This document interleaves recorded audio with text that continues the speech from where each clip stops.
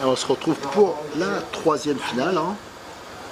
Truggy A de ce championnat de France Rochelaise-Viglin 2021. On verra de la baston tout à l'heure. C'est Jordan Nock qui a grillé juste à la fin Jérôme Sartel qui est en tête. Jérôme Sartel qui part en tête et juste derrière il y a Jordan Nock. Hein. Donc là il y a deux voitures de tête et c'est entre deux qu'il va avoir principalement la bagarre je pense. Et là c'est j'entends à chaque fois cette petite bosse là. Je dis un peu la sélection. Jérôme qui est bien parti. Tout à l'heure il a dû baisser à la fin. Franchement je filmais un peu les pilotes et je ne suis pas trop occupé de la tête de course. Vous avez pas mal d'erreurs. J'étais persuadé qu'il allait gagner. Ça n'a pas été le cas. Jordan qui domine en buggy, il a grillé. Il a grillé son mentor. C'est pas très joli. Un peu le respect des anciens.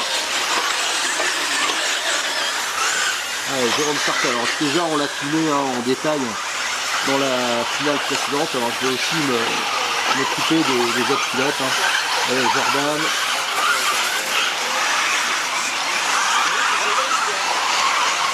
Et là il y a une autre voiture qui est derrière.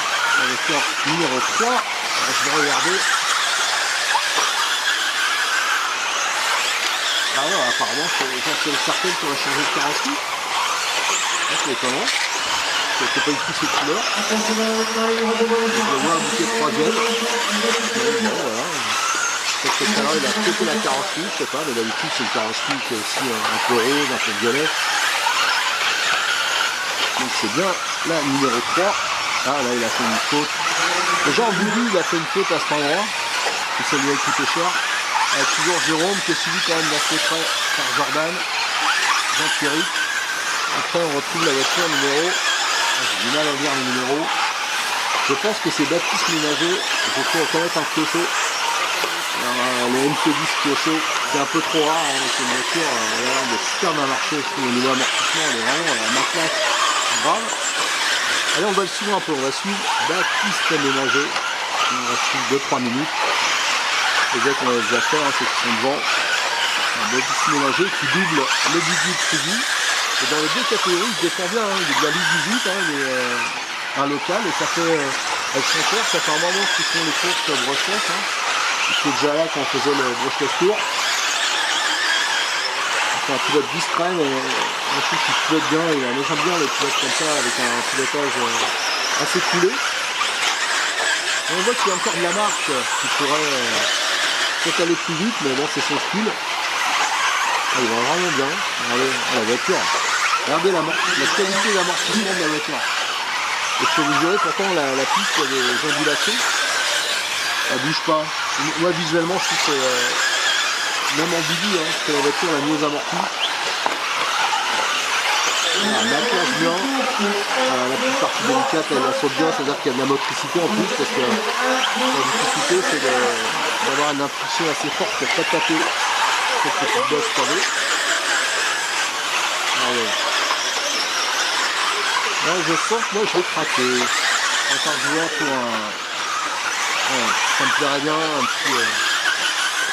petit. Ah, énorme faute, hein. C'est la faute bête parce que c'est un endroit où personne fait de faute. Et là, bien sûr, il va perdre. C'est dommage, il va perdre. En fin de compte, il fait pas de faute et il l'a fait où personne n'en fait. Voilà, donc il a dû se déconcentrer. Et là, bon, c'est sûr que là, ça va le faire tourner un peu. C'est là souvent qu'on fait.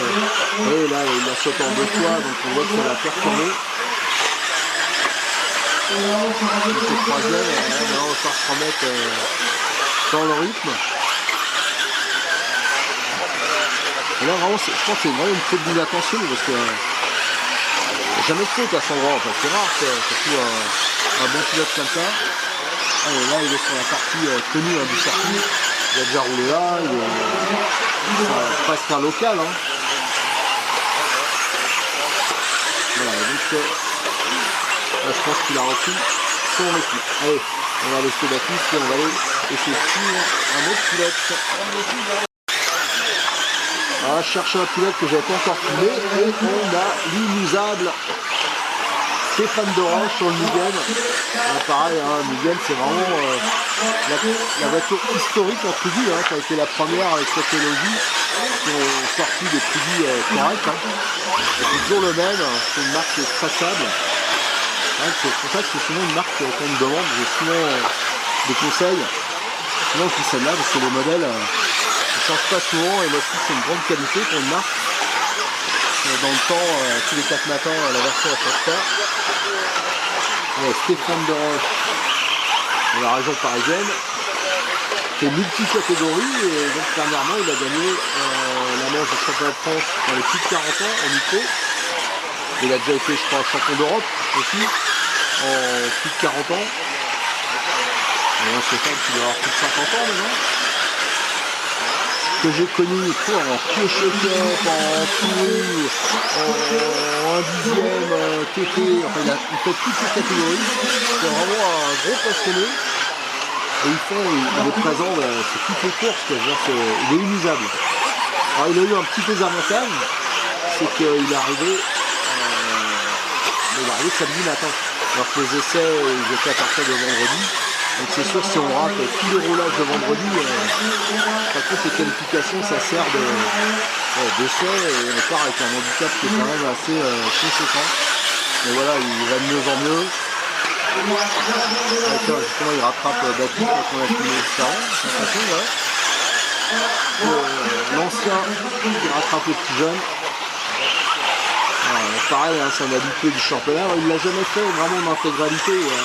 Il a fait à une époque qui était sur Serpent. Je me rappelle notamment du final, il avait gagné à Saint-Ouen. Ils avaient, avec le Cobra 811, ils avaient écrasé la Coupe France. Je me dis mais qu'est-ce que c'est cette histoire et bizarrement le reste du championnat, je sais pas, peut-être que la voiture elle convenait plus au circuit de Saint-Ouen. Et c'est à une époque où on avait les RTR. Alors maintenant les gars ils ne reviendraient plus à l'idée de venir avec les RTR. Et beaucoup avaient trouvé qu'on venait, je crois que c'est un RTR qu'il avait. On pouvait venir avec un RTR et jouer la première place, même face à des top pilotes. Ça c'est un petit peu qui s'est un peu perdu et tout ça dommage. Tout à l'heure j'ai fait un petit tour de stand, je n'en ai pas vu. Et notamment parce que on fait le début de ce championnat, le Cobra 811 en version RTR, mais il y en a qui l'utilisaient tel quel, hein, et qui allaient au final. Allez, c'était donc Stéphane Doroche. Allez, il reste 2 minutes. Là, on voit, j'arrive, je zoome sur Jordan Lott qui est 3e. Et devant, il y a Jean-Pierre Sartel. On va essayer de le retrouver. Je crois que c'est cette voiture-là. Il a changé de carrosserie. Ça, elle est blanche. Hein, et il est actuellement 2e. Derrière Tonton. Tonton, c'est Jérôme Sartel. Le boss de la catégorie. Alors, qui c'est? J'essaie de le repérer sur la piste. On va le chercher. Et il est. Ah, je crois qu'il est là.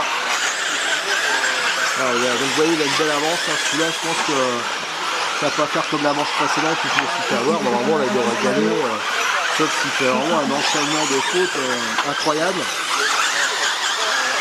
Jérôme Sartel il est bien parti, il a quasiment un quart de tour d'avance, hein, j'ai l'impression. Il reste 1 minute, il va finir sur lui.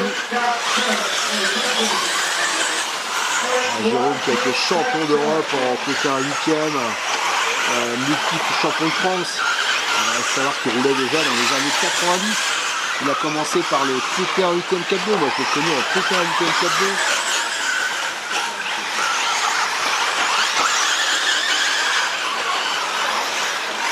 Alors au début il était il a commencé avec son frère, il a récupéré la tête de son frère, je crois, et c'est comme ça qu'il a progressé. Après, je me rappelle ces années Laro où il avait des roches, pas des roches, plutôt le D2. Ça vous pouvez le retrouver dans les vieilles revues. Et à l'époque déjà, il n'avait pas la même coupe de cheveux, ça je vous le dis. Il avait des cheveux blonds en brosse. J'ai quelques photos marrantes avec sa tronche à l'époque.